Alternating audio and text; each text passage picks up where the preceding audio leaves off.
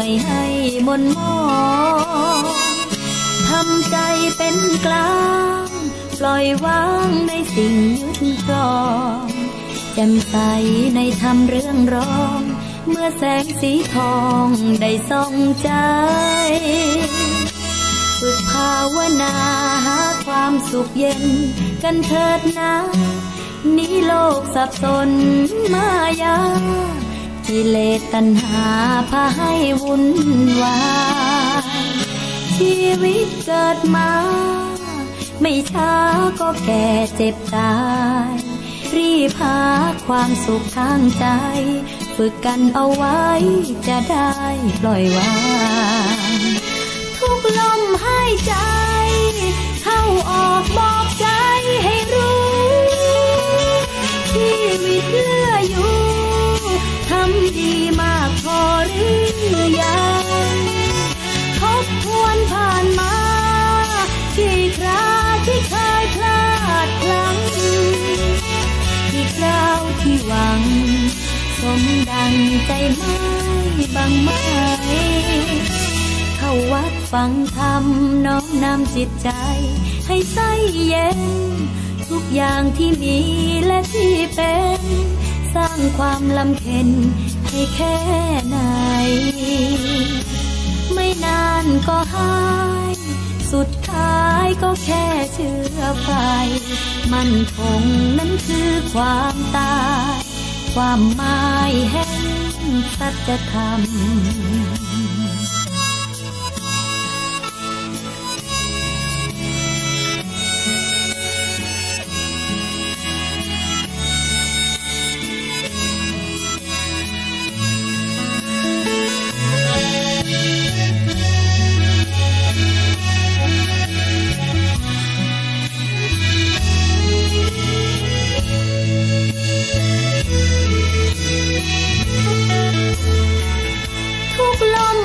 ใจเข้าออกบอกใจให้รู้ชีวิตเหลืออยู่ทำดีมากพอหรือยังทบทวนผ่านมากี่คราที่เคยพลาดพลั้งกี่คราวที่หวังสมดังใจไม่บังไหมวัดฟังธรรมน้อมนำจิตใจให้ใสเย็นทุกอย่างที่มีและที่เป็นสร้างความลำเค็ญให้แค่ไหนไม่นานก็หายสุดท้ายก็แค่เชื้อไฟมั่นคงนั้นคือความตายความหมายแห่งสัจธรรม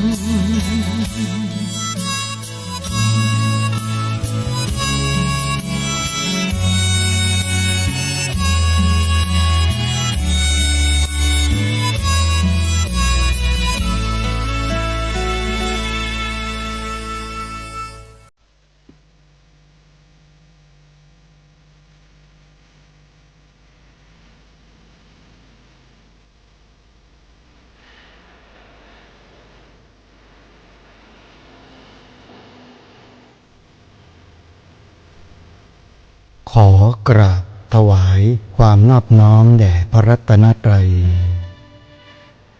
ถวายความเคารพพระมหาเถระพระเถรานุเถระทุกท่านขอความสุขความเจริญในธรรมจงบังเกิดมีแด่ท่านสาธุชนที่กำลังติดตามรับฟังรายการจากสถานีวิทยุแห่งนี้ทุกท่าน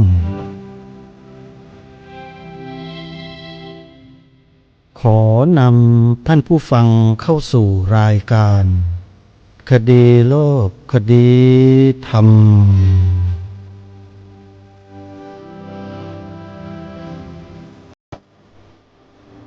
พบกันวันนี้วันแรม5 ค่ำเดือนอ้ายวันนี้ตรงกับวันพุธที่10 ธันวาคมพระพุทธศักราช 2568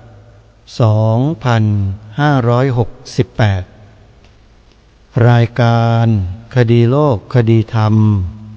มาพบกับสาธุชนเป็นประจำทุกวันทางสถานีวิทยุ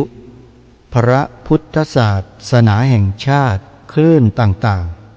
ๆท่านสามารถดาวน์โหลดแอปพลิเคชัน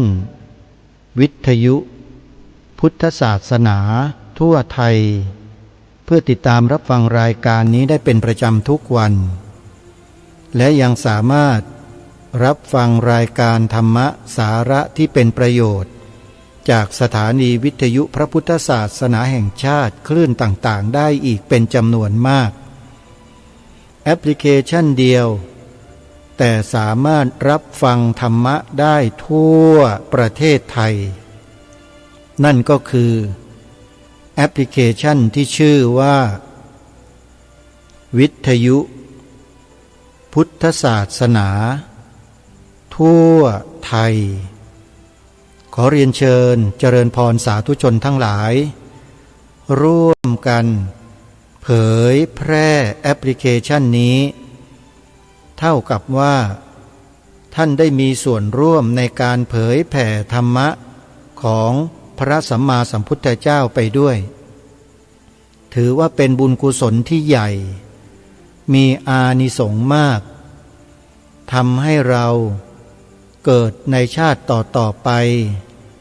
จะเป็นคนที่เฉลียวฉลาดมีความสามารถในการใช้ชีวิตด้วยความไม่ประมาทนี่คืออานิสงส์แห่งบุญที่เราบอกให้ผู้อื่นฟังธรรมะเราจะได้บุญเช่นนี้ตรงกันข้ามถ้าใครก็ตามแนะนำคนอื่นบอกคนอื่นให้ไปกระทำสิ่งที่ไม่ดีสิ่งที่เป็นโทษเป็นภัยคนที่บอกนั้นก็จะได้รับบาปกรรมกับตัวเองเป็นจำนวนมากเช่นกันเพราะฉะนั้นเพียงแค่การแนะนำผู้อื่นเราก็ได้อานิสงส์แห่งบุญมากมายแล้วท่านผู้ฟังแล้วเราจะนิ่งเฉยไปทำไมเราก็เก็บเกี่ยวบุญของเราไปเรื่อยเจอใครพบใครที่ไหนเราก็ตั้งจิตตั้งใจความปรารถนาดีมีเมตตาต่อเพื่อนมนุษย์ด้วยกันแนะนำเขาด้วยถ้อยคำที่สุภาพอ่อนน้อมชวนให้เขาเห็นประโยชน์เห็นคุณค่าแล้วก็ให้เขาดาวน์โหลดแอปพลิเคชันนี้ไว้ในโทรศัพท์ส่วนเขาจะฟังหรือไม่ฟังเราไม่ต้องไปบอกเพียงแค่แนะนำแอปพลิเคชันดีๆให้เขาเท่านั้นโยมแค่นี้เราก็ได้บุญแล้วและถ้าพวกนั้นที่เราบอกนั่นน่ะเขาเปิดฟังแล้วเขาเกิดศรัทธาขึ้นมาเขาไปบอกผู้อื่นต่อไปอีกบุญก็จะเกิดขึ้นกับเขาและเราผู้บอกคนแรกก็จะได้บุญต่อจากคนอื่นมาถึงเราด้วยนี่แหละเขาเรียกว่าdirect บุญการบอกบุญโดยตรงแล้วเราก็ได้ประโยชน์แห่งบุญนั้นโดยอ้อมด้วยและโดยตรงด้วยจึงขอเจริญพรให้พวกเราเก็บเกี่ยวบุญด้วยการบอกบุญดังกล่าวให้ญาติธรรมพี่น้องของเราได้รับสิ่งที่ดีๆจากสถานีวิทยุพระพุทธศาสนาที่มีพระสงฆ์ท่านเป็นผู้ก่อตั้งเป็นผู้จัดทำสถานีวิทยุเหล่านี้ให้ได้บุญด้วยกันอนุโมทนาสาธุกับทุกท่านทุกคนนะโยมนะวันนี้ทางรายการขอเริ่มต้นข่าวประชาสัมพันธ์ในเบื้องต้นนี้แล้วก็จะได้มาปรารภถึงกิจกรรมที่ผ่านมา ที่อาตมาภาพได้มีโอกาสเดินทางไปร่วมกิจกรรมเหล่านั้นมาเล่าให้กับสาธุชนได้ฟังกันว่าที่ผ่านมา1 สัปดาห์เนี่ยไปที่ไหนมาบ้างแล้วก็จะได้เชิญชวนญาติโยมร่วมทำบุญกันในวันนี้เป็นวันสุดท้ายของงานปริวาสกรรมปฏิบัติธรรมที่วัดศรีอุดมวงศ์ตำบลศรีสงครามอำเภอวังสะพุงจังหวัดเลยท่านอาจารย์พระครูดมวรานุวัตรก็จะได้ส่งพระภิกษุสงฆ์ที่มาเข้าอยู่ปริวาสกรรมเนี่ยกลับไปยังวัดวาอารามในต่างจังหวัดของท่านก็จะมีการถวายปัจจัยค่าเดินทางด้วยถ้าญาติโยมท่านใดจะรับเป็นเจ้าภาพทางวัดศรีอุดมวงศ์ยินดีเป็นอย่างยิ่งโยมสามารถติดต่อขอทำบุญกับท่านได้ที่หมายเลขโทรศัพท์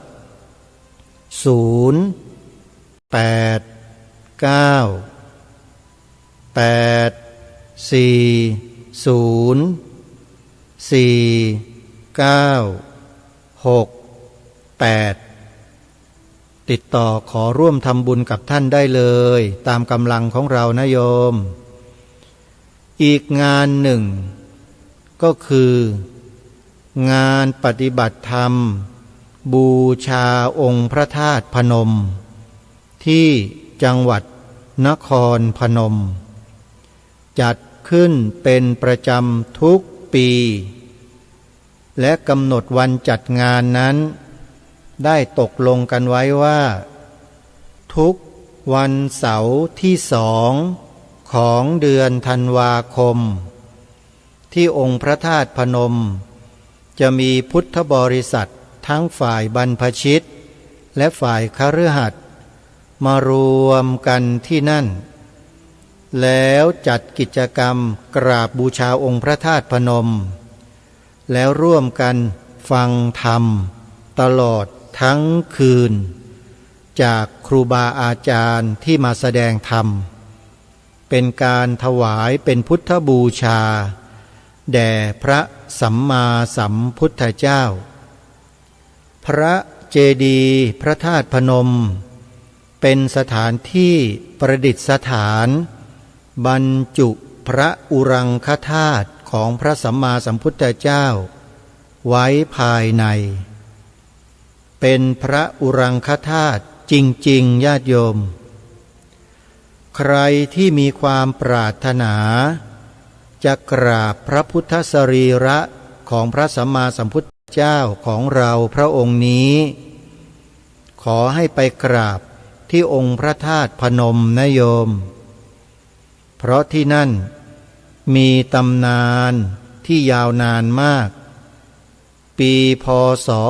8พระมหากัสสปะเถระได้อัญเชิญพระอุรังคธาตุของพระสัมมาสัมพุทธเจ้ามาประดิษฐานไว้ที่ริมแม่น้ำโขงแห่งนี้แล้วต่อมาก็ได้จัดสร้างพระมหาเจดีย์ขึ้นที่เรารู้จักกันในนามว่าพระเจดีย์ธาตุพนมนี่แหละเพราะฉะนั้นใครที่จะไปร่วมงานปฏิบัติธรรมบูชาองค์พระธาตุพนมขอให้ญาติโยมเดินทางไปได้ด้วยตนเองแล้วไปที่วัดพระธาตุพนมจอดรถเสร็จก็เข้าร่วมกิจกรรมได้ที่บริเวณลานหน้าองค์พระธาตุพนมทั้งภายในและภายนอกอาตมาภาพเคยปรารภกับท่านผู้ฟังเอาไว้หลายครั้งว่างานปฏิบัติธรรมบูชาองค์พระธาตุพนมที่เกิดขึ้นมาจนถึงทุกวันนี้เนี่ยเกิดจากดำริของพระสงฆ์เพียงแค่4 รูปที่ได้คุยกันในงานศพสถานที่คุยกันก็คือวัดแห่งหนึ่งที่บ้านคอนสวรรค์ตำบลไผ่ อำเภอรัตนบุรีจังหวัดสุรินทร์มีพระอาจารย์สอนเพชรจันทโชโตจากอุทยานธรรมวังวิโมกข์เป็นผู้อยู่ในพื้นที่มีพระมหาศิลป์คุตตวัฒโนมีพระอาจารย์ปลัดเดชาอาสโพและอาตมาภาพพระครูปลัดนรงฤทธิ์อุปรักขิโตปรารภกันว่าในปีนั้นเป็นปีพุทธชยันตี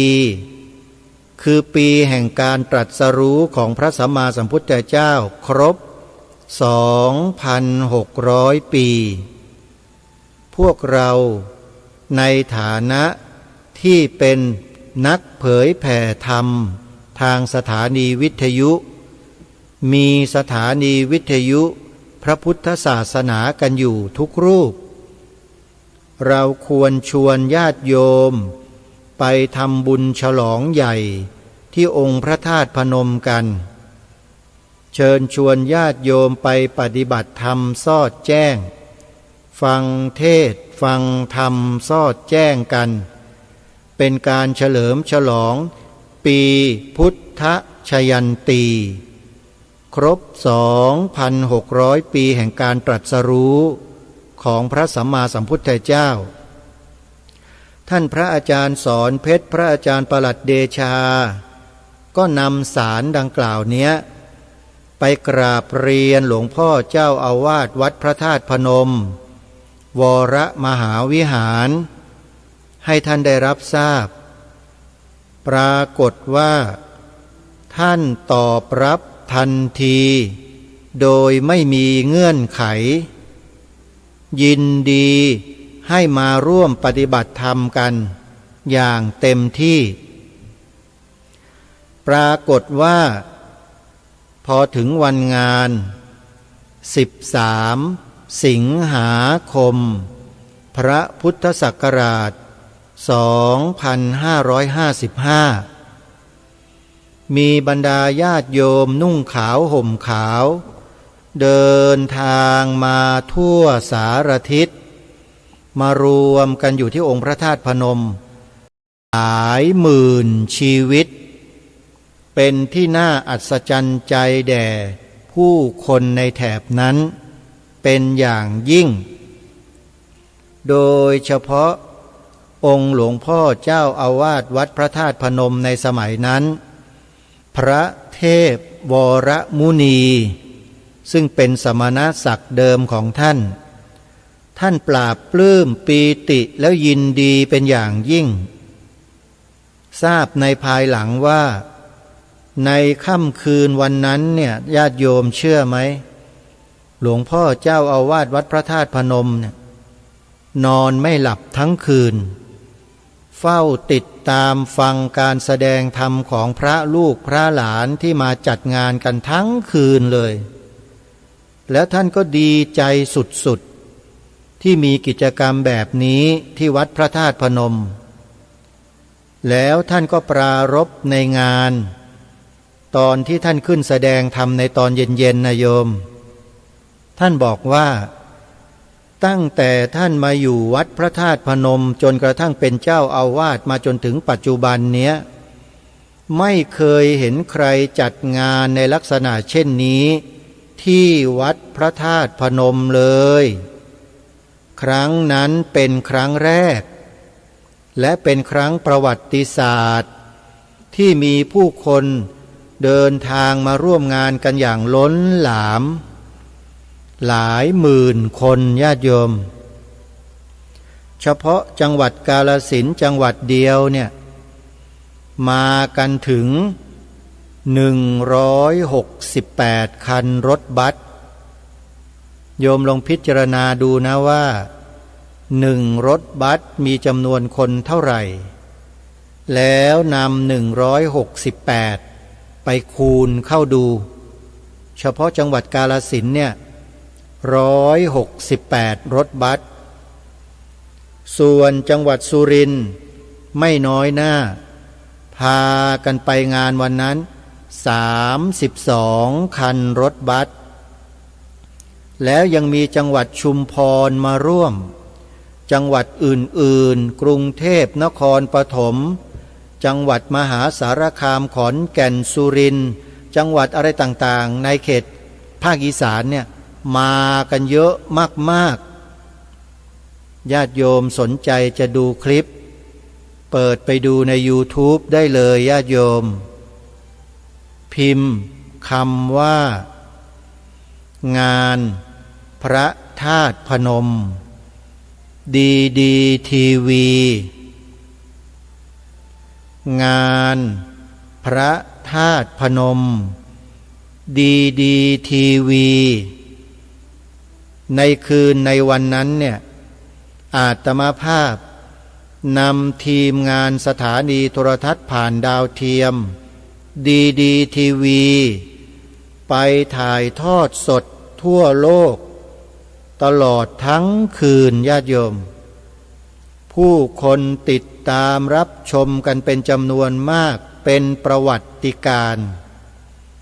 ต่างได้รับความชื่นชมจากผู้ชมเป็นจำนวนมากแล้วก็เรียกร้องให้จัดงานในลักษณะเช่นนี้บ่อยๆชอบฟังชอบดูกันในวันนั้นอาตมาภาพเป็นพิธีกรดำเนินรายการถ่ายทอดสดด้วยถ้าโยมเข้าไปดูในคลิปใน YouTube ตามชื่อที่บอกก็จะเห็นและได้ยินเสียงอาตมาภาพอยู่ในนั้นนั่นคือการริเริ่มจัดงานปฏิบัติธรรมบูชาองค์พระธาตุพนมครั้งแรกในประวัติศาสตร์ไม่เคยมีในลักษณะเช่นนี้มาก่อนฟังเทศน์ฟังธรรมกันตลอดทั้งคืนงานนั้นเริ่มตั้งแต่4 โมงเย็นแล้วไปเสร็จสิ้นในเวลาประมาณ9 นาฬิกาของอีกวันหนึ่งญาติโยม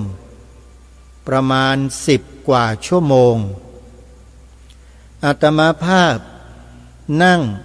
กำกับดูแลการถ่ายทอดสดอยู่ที่โต๊ะทำงานในภาคสนามตรงนั้นเนี่ยตลอดทั้งคืนเหมือนกันไม่ยอมไปหลับไปนอนเพราะมันไม่ง่วงเห็นบรรดาญาติโยมที่ไปในงานเป็นจำนวนมากมายมหาศาลแล้วตื่นตาตื่นใจนอนไม่หลับ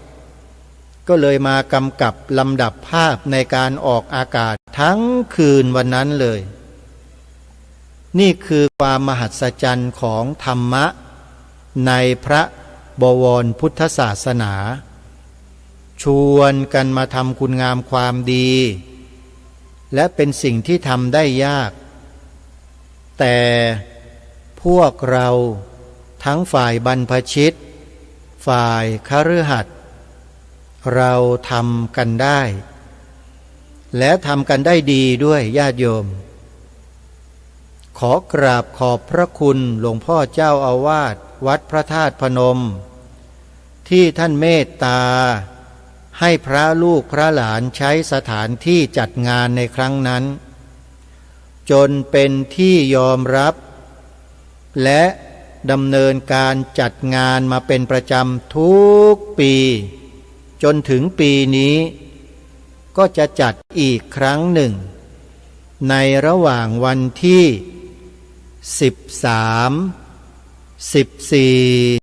13-14 ธันวาคมเหลือเวลาอีกเพียงแค่3 วันเท่านั้นญาติโยมใครที่ยังไม่ได้ตัดสินใจจะไปร่วมงานยังมีเวลาพอนะไปกันเป็นหมู่เป็นคณะแชร์ค่ารถกันจะเป็นประโยชน์มากกว่าไปคนเดียวนะโยมแต่ถ้าใครไม่มีเพื่อนนั่งรถไฟนั่งรถทัวร์ไปนะโยมนะก็ไปถึงเหมือนกันญาติโยมไปร่วมงานกันถ้าหากจะถามว่าอาตมาภาพ